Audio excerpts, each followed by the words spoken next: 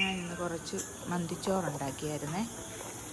അതിന് സൈഡായിട്ട് ശകലം മയോണൈസ് ഉണ്ടാക്കാമെന്ന് വിചാരിച്ചു. അതിന് 3 പുഴുങ്ങിയ മുട്ടയെടുത്ത് 2-3 അല്ലി വെളുത്തുള്ളിയും പിന്നെ ശകലം കല്ലുപ്പും, അതിനാവശ്യമായിട്ടുള്ള കല്ലുപ്പും, പിന്നെ കുറച്ച് വിനാഗിരിയും, 1-2 സ്പൂണ്, 1-2 അല്ല, ഒരു 3 സ്പൂണെങ്കിലും നമുക്ക് ഓയിൽ ഒഴിക്കാവേ. സൺഫ്ലവർ ഓയിലാണ് ഞാൻ ഒഴിച്ചിരിക്കുന്നത്. എന്നിട്ട് നമുക്ക് ഒരു 10-15 മിനിറ്റോളം നല്ലതായിട്ടൊന്ന് കറക്കിയെടുക്കാവേ.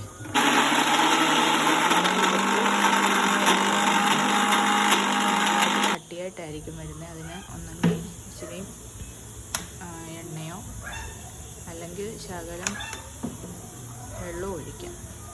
1 സ്പൂണോ വെള്ളം ഒഴിച്ച് ഒന്നും കൂടെ നമുക്ക് കറക്കി നോക്കാം.